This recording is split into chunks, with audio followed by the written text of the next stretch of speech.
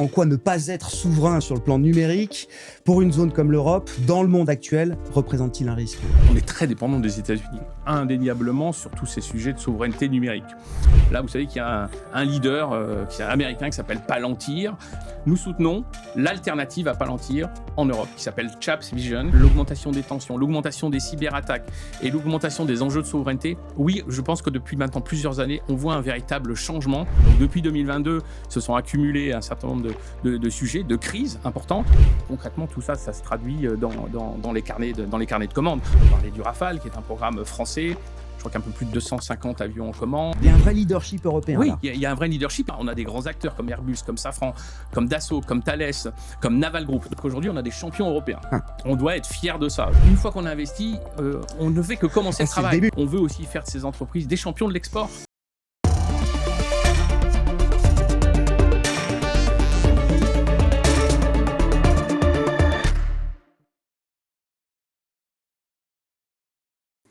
Bienvenue dans In Conversation With, un podcast signé Tikehau Capital qui vous parle d'investissement. Investir dans 3 secteurs stratégiques en Europe que sont l'aéronautique, la défense, la cybersécurité représente peut-être, sans doute, une des plus belles opportunités d'investissement pour les prochaines décennies. En tout cas, c'est une thèse défendue et mise en œuvre par Tikehau Capital depuis longtemps. Et pour en discuter avec nous dans cet épisode, j'accueille avec grand plaisir Henri Marcoux, le directeur général adjoint de Tikehau Capital. Henri, bonjour. Grégoire, bonjour. Merci beaucoup de parler avec nous de ces enjeux stratégiques, mais d'abord un mot de l'approche que vous avez choisie résolument, une des approches que vous avez choisies résolument chez Tikehau Capital, celle du capital investissement, autrement dit du private equity. En quoi cette classe d'actifs vous semble être une bonne voie pour s'exposer aux thématiques de souveraineté dont on va parler?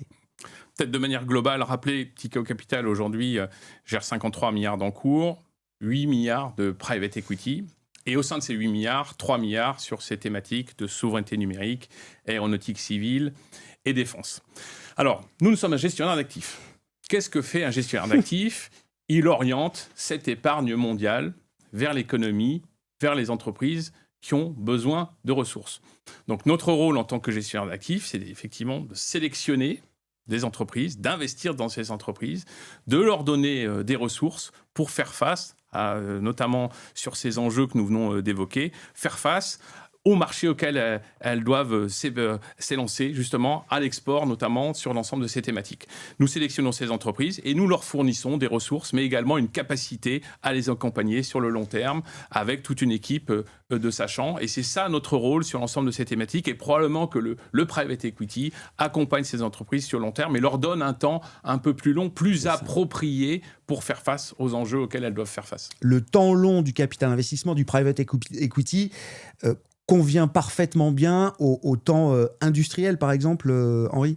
Clairement, il y a une adéquation entre les cycles industriels, les cycles de réindustrialisation et les enjeux de souveraineté et le capital investissement qui est là pour accompagner ces entreprises sur le moyen terme. Parlons de la souveraineté numérique, selon la terminologie actuelle. Donc, c'est l'enjeu de la cybersécurité, notamment en ce qui concerne vos stratégies.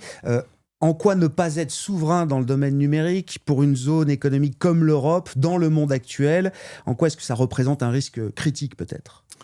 Peut-être, Grégoire, rappeler ce que c'est que la souveraineté numérique. La souveraineté numérique, aujourd'hui, on est dans un monde, et on le voit tous au quotidien, où il y a une augmentation massive des échanges de données, de data à travers le monde. Ça a plusieurs raisons à ça. On voit la multiplication des objets connectés, l'intelligence artificielle, les réseaux sociaux. Donc de nombreuses données, et y compris des données personnelles qui sont échangées. Dans ce contexte-là, une très forte hausse de ce qu'on appelle les cyberattaques, avec notamment les ransomware, demandes de rançon, pour faire face. Donc des enjeux de sécurité et de souveraineté numérique qui sont capitaux. Concrètement, dans ce monde-là, sur cette souveraineté numérique, le constat, il est un peu dur. C'est-à-dire qu'on a une dépendance très forte aux Américains et à l'ensemble de leur système. On l'a vu l'an dernier, je crois qu'il y a un peu plus de 2 ans, il y a eu un exemple intéressant, notamment un juge de la Cour pénale internationale qui faisait une enquête, s'est vu couper du jour au lendemain l'ensemble de ses accès à ses comptes Microsoft parce qu'il semblait que le gouvernement américain n'était pas nécessairement en ligne avec l'enquête avec laquelle il intervenait. Donc on le voit typiquement que ces enjeux de dépendance, ils deviennent clés sur ce type d'exemple. Alors, les États-Unis sont ultra dominateurs. Et probablement qu'il y a quand même un certain nombre de secteurs sur lesquels la bataille est un peu perdue pour les Européens, notamment sur des sujets aujourd'hui tels que Microsoft. Je pense que la bataille est un peu perdue. Donc il faut choisir ses combats. Voilà. Et là, c'est là que nous intervenons, nous concrètement, et nous avons un certain nombre de sous-segments sur lesquels nous allons travailler pour essayer de créer des champions européens. Ouais. Concrètement, justement, où est-ce que vous placez les enjeux et quelle est l'approche que vous avez définie pour accompagner le renforcement de la souveraineté numérique en Europe, sachant que cette industrie, ce secteur ou ces sous-segments qui composent cette thématique sont en pleine croissance, en pleine ébullition, loin encore d'être matures et stabilisés. Alors, il y a deux enjeux. Il y a d'abord essayer de faire se développer justement des acteurs européens pour qu'ils puissent être une alternative à ces solutions américaines. Et puis ensuite, il y a être force de conviction pour faire en sorte que l'ensemble des entreprises en France et en Europe adoptent ces solutions. Et donc je pense que là, il y a également une véritable choix et on doit tous travailler au quotidien à faire en sorte que nos entreprises adoptent ces alternatives pour devenir moins dépendants vis-à-vis des États-Unis. J'évoquais tout à l'heure les sous-segments. Nous sommes intéressés à un certain nombre de sous-segments pour essayer justement de créer des champions européens et de leur fournir des ressources. Premier exemple dont je peux vous parler, c'est l'identité numérique. L'identité numérique, tout ce qui est lié au contrôle d'accès aux données personnelles, c'est un enjeu clé. Nous avons une société dont nous sommes actionnaires qui s'appelle Memority, qui est aujourd'hui la véritable alternative à toutes les solutions américaines et qui va intervenir sur tous ces sujets d'identité numérique, d'accès aux données personnelles pour sécuriser ces données. Donc, clairement, là, acteur européen qui a toutes les capacités en termes de système d'information, justement, pour faire face à ce qui se passe vis-à-vis des Américains. Deuxième exemple, c'est tout ce qui est cloud. Typiquement, alors là, le stockage de données, ultra-domination des Américains. Néanmoins, aujourd'hui, il y a un certain nombre d'acteurs, dont OUDrive, société dont nous sommes actionnaires, qui a développé une solution de stockage pour des données ultra sécurisées. Important de noter que cette solution, aujourd'hui, elle a un label qui a été donné par l'agence France Cyber, qui s'appelle l'ANSSI. Et donc, c'est une solution ultra sécurisée qu'aujourd'hui, un certain nombre d'entreprises françaises ou européennes peuvent utiliser si elles ont des données ultra critiques pour les stocker. Et puis, troisième exemple, qui est peut-être un des plus révélateurs aussi, c'est dans le cadre de l'intelligence artificielle actuellement, tout ce qui se passe sur ce qu'on appelle le traitement massif de données, le traitement de données à grande échelle. Là, vous savez qu'il y a un leader américain qui s'appelle Palantir, ultra présent, bien évidemment aux États-Unis, avec les gouvernements, ultra présents en Europe, y compris avec nos gouvernements. Là, il y a une alternative que nous soutenons depuis de nombreuses années, une alternative française, européenne, qui s'appelle Chaps Vision, qui a tous les systèmes aujourd'hui qui sont une véritable alternative à Palantir, qui est en train de déployer ces solutions pour des entreprises européennes, pour des gouvernements également européens. Donc là, véritable prise de conscience également, et pour aider ces entreprises. Et ça marche, Henri? Vous constatez que la composante européenne, alors j'allais dire à technologie ou à valeur ajoutée équivalente, la composante européenne, c'est une dimension qui porte sur le plan commercial? Je pense que probablement, on aurait eu cette discussion il y a 5 ou 10 ans, beaucoup moins. Mais clairement, les dernières années, l'augmentation des tensions, l'augmentation des cyberattaques et l'augmentation des enjeux de souveraineté, oui, je pense que depuis maintenant plusieurs années, on voit un véritable changement, une véritable prise de conscience des acteurs français, des acteurs européens, qu'ils devaient justement se positionner sur des solutions plus souveraines pour être moins dépendants des Américains. Donc oui, j'ai tendance à dire qu'il y a une véritable prise de conscience de nos entreprises, de nos gouvernements, pour se positionner sur ces solutions européennes. Si on en vient aux industries de la défense et de l'aéronautique, Henri, comment est-ce que vous analysez les fondamentaux de ces industries, de ces secteurs qui sont toujours peut-être en train de vivre aussi un moment post-Covid? Et j'intègre également dans l'analyse la dimension géopolitique, bien sûr. Et quand je dis géopolitique, je pense aux crises et aux conflits qui se succèdent, notamment depuis le moment de l'invasion de l'Ukraine par la Russie en 2022. Alors Grégoire, vous avez raison, c'est-à-dire que depuis 2022, c'est quand même un changement de paradigme massif qu'on est en train de vivre. D'abord de manière géopolitique, l'invasion de l'Ukraine par la Russie, un retour de l'unilatéralisme massif avec le retour des grandes puissances. On voit qu'il y a quand même un chamboulement sur tout ce qui avait été les institutions qui avaient été mises en place à l'issue de la Deuxième Guerre mondiale, et puis aussi une période de paix de plus de 80 ans. Donc depuis 2022, se sont accumulés un certain nombre de sujets, de crises importantes. On voit bien récemment encore avec ce qui se passe au Moyen-Orient. Donc clairement, ces enjeux aujourd'hui de défense sont revenus au centre des discussions, avec une véritable prise de conscience, et notamment en Europe, que la souveraineté était important, que le sujet de dissuasion également revenait au centre du jeu. Donc les fondamentaux, ils sont là. Concrètement, il y a eu un certain nombre de conséquences à ça. La première, c'est sur les budgets défense des pays de l'OTAN en Europe. Ils ont connu une croissance importante déjà entre 2018 et 2024. On est passé de 260 milliards à 380 milliards d'euros. Donc ça veut dire qu'en pourcentage du PIB, croissance importante de ces budgets de défense. Sur les 18 derniers mois, prise de conscience également avec un certain nombre d'initiatives européennes. Je pense au plan ReArm, augmentation des budgets dans l'ensemble des pays. Ça veut dire qu'on cible globalement à peu près plus de 600 milliards d'euros à horizon 2030. Donc là, ça veut dire qu'il y a des moyens qui arrivent, des fondamentaux importants sur toute cette chaîne de valeur liée à la défense. Concrètement, tout ça, ça se traduit dans les carnets de commandes. À titre d'exemple, on peut parler du Rafale, qui est un programme français. Je crois qu'il y a un peu plus de 250 avions en commande. En 2025, on en a produit 25. Ouais. C'est simple. Donc, c'est-à-dire qu'en termes, ça donne beaucoup de perspectives sur ces sujets défense. Vous évoquiez, Grégoire, aussi le sujet de l'aéronautique civile. Là aussi, les fondamentaux sont au rendez-vous. C'est-à-dire qu'on a un trafic passager qui a connu une croissance importante, vous le disiez, depuis l'ère post-Covid, plus de 5 milliards de trafic passager en 2025. On pensait qu'on mettrait des années à retrouver les niveaux d'avant-Covid. Ça a été beaucoup plus rapide que ce qu'on imaginait. Exactement. Ça, c'est vraiment notamment sur les zones en Asie, sur les zones des États-Unis, même zone Europe, avec un trafic qui a vraiment connu une croissance importante. Et donc, le corollaire derrière ça, c'est effectivement les demandes. Aujourd'hui, il y a à peu près 25 000 avions qui volent sur du trafic aérien dans le monde, et il y en a plus de 15 000 en commande. C'est-à-dire que les deux gros, que ce soit Boeing et Airbus, aujourd'hui, on peut plus de 15 000 avions en commande qu'il va falloir livrer sur les prochaines années. Si on se projette également, on estime que compte tenu du trafic passager qu'il y a actuellement, la flotte d'avions devrait plutôt passer dans les 45 à 50 000.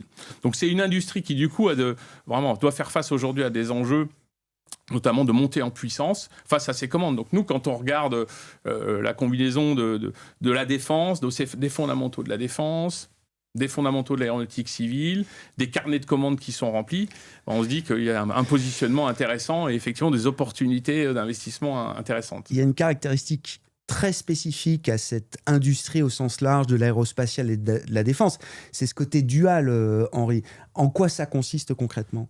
Alors cette dualité, ça veut dire que l'ensemble des entreprises qui interviennent sur ce secteur, quand elles vont développer des produits, elles vont positionner ces produits aussi bien pour des programmes civils que pour des programmes militaires.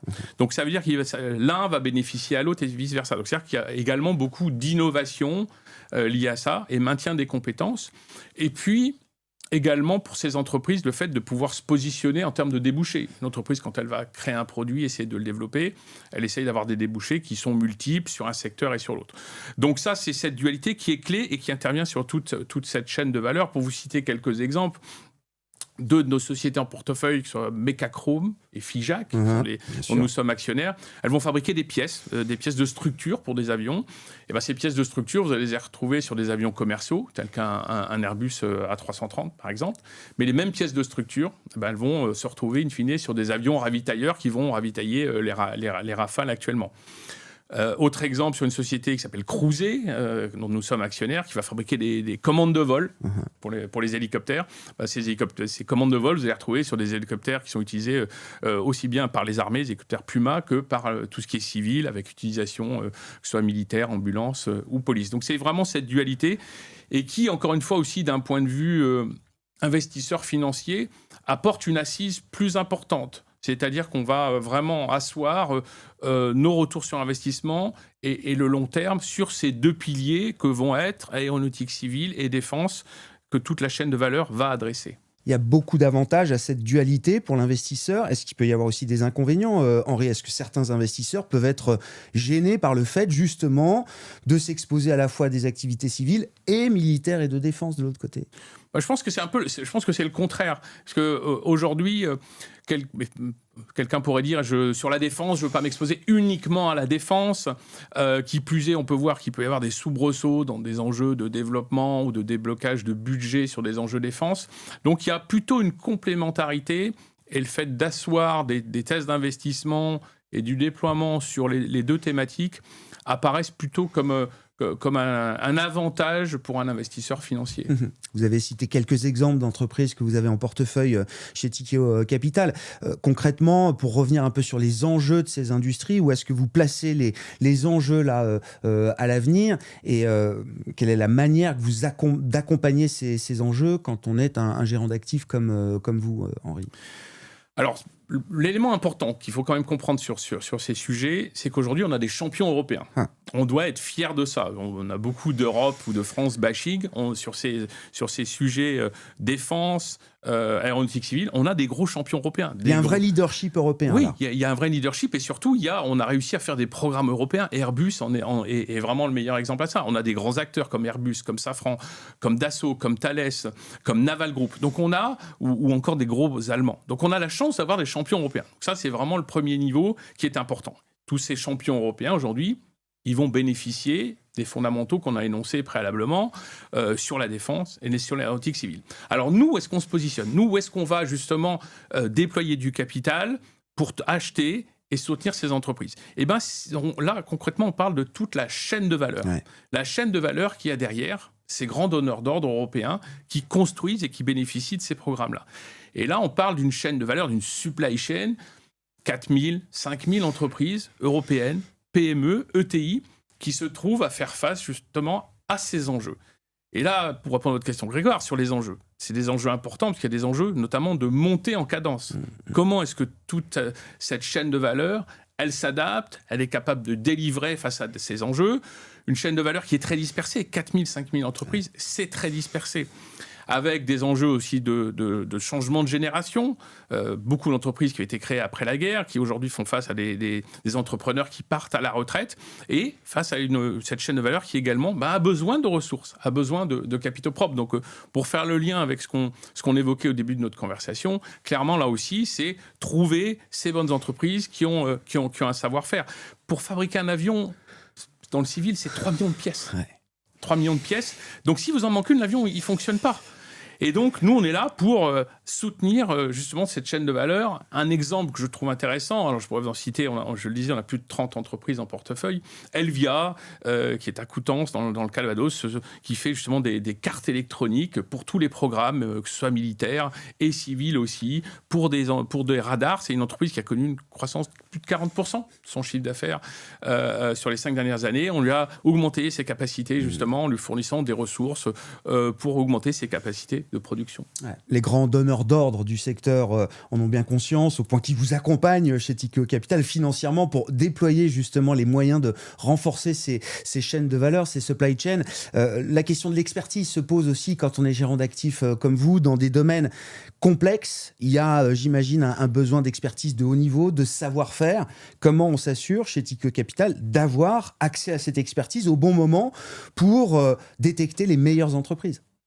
Vous l'évoquiez au début de la conversation, c'est quelque chose qu'on a mis en place dès 2018-2019.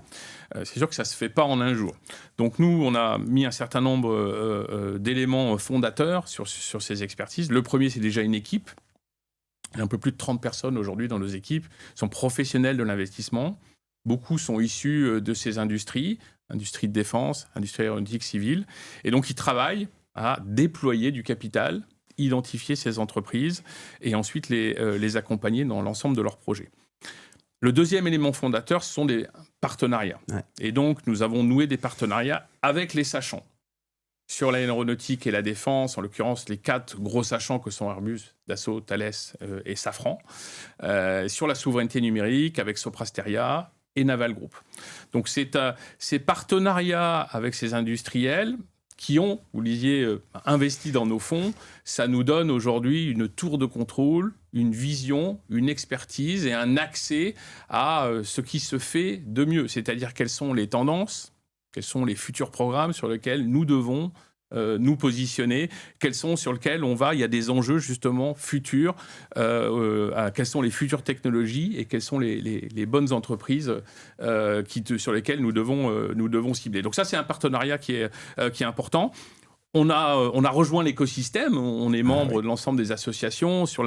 On parlait de l'agence, on a des accords notamment avec l'agence France Cyber, l'ANSSI, on a des accords, nous sommes membres du GIFAS, on a des relations régulières avec la Direction Générale de l'Armement pour comprendre ces enjeux. Et puis on a complété le tout avec une vingtaine d'experts opérationnels qui sont des anciens dirigeants de cette industrie aéronautique, l'ancien directeur des programmes Airbus qui travaille avec nous, ou de l'industrie militaire, ou encore d'anciens militaires, Général Abrial, ancien chef d'état-major de l'armée de l'air, qui travaillent avec nous et qui nous aident au quotidien sur l'ensemble de ces entreprises, parce il faut les aider dans le développement sur les enjeux qu'on évoquait. Et concrètement, comment se passe la relation avec les sachants, notamment, comme vous dites, Henri, c'est un travail d'échange permanent, c'est un travail de confrontation, vous avez des équipes en face industrielles qui vous disent « Ah là, j'ai un point de faiblesse dans ma supply chain, ce serait bien que Tikehau Capital apporte un peu de fonds propres, le financier regarde le dossier. » C'est exactement ça, c'est-à-dire que c'est un échange avec beaucoup d'allers-retours. Les industriels, eux, ils voient au plus près ce qui se passe, et là où il y a des enjeux, justement pour faire face à cette montée en cadence, ils voient là où il y a des difficultés. Je le disais tout à l'heure, j'évoquais 3 millions de pièces sur un avion, sur un Rafale je crois que c'est 300 000 pièces. Donc si à la fin il manque une pièce sur le Rafale, on n'est pas capable de le livrer. Donc c'est un échange permanent pour comprendre où est-ce qu'il faut se positionner sur les programmes en cours, mais également sur les programmes futurs. On sait qu'il y a des nouveaux enjeux sur les programmes d'aviation, sur les programmes militaires qui arrivent. On est sur des temps assez longs, et donc il faut également anticiper, et donc c'est un échange permanent pour arriver à se positionner déjà à l'investissement. Et je vais un peu plus loin, c'est-à-dire que une fois qu'on a investi, on ne fait que commencer le travail. C'est le début. C'est-à-dire qu'il faut accompagner ces entreprises dans l'ensemble de leurs projets. Et leurs projets, c'est une conquête commerciale, ça peut être des enjeux techniques. On veut aussi faire de ces entreprises des champions de l'export. Et ça, c'est important, parce que ces entreprises, elles vont contribuer. On l'a vu, les chiffres viennent de sortir récents, avec la France, qui est passée 2e exportateur mondial au niveau militaire. Donc ça, c'est faire en sorte qu'on supporte ces entreprises qui deviennent les futurs champions français pour améliorer notre balance commerciale. Une fois qu'on a dit tout ça, Henri, je voulais me placer du point de vue du client final. Alors, au-delà de la beauté du geste, de la conviction qu'on peut avoir dans l'idée qu'il faut soutenir la souveraineté européenne, qu'est-ce qu'une brique de capital investissement, de private equity en l'occurrence, dédiée à la souveraineté européenne, peut apporter à l'allocation d'un client final ? Je pense que quand on fait de l'allocation d'actifs en tant que particulier, en tant qu'individu, on doit d'abord s'interroger sur les fondamentaux des secteurs sur lesquels on investit. Donc là, on est clairement sur des enjeux de souveraineté numérique, de défense et d'aéronautique civile qui bénéficient de fondamentaux très importants. Et puis, donc, par conséquent, des espérances de gains qui sont appropriées. Voilà, quand on voit des carnets de commandes qui peuvent être supérieurs à plus de 10 ans, on se dit cette industrie, elle a des fondamentaux solides de manière structurelle. Ça, c'est le premier point. Ensuite, je pense que probablement que ce temps long que le capital investissement amène avec des ressources aux entreprises, peut également faire du sens dans une allocation d'actifs. C'est sûr que ces produits-là sont moins liquides.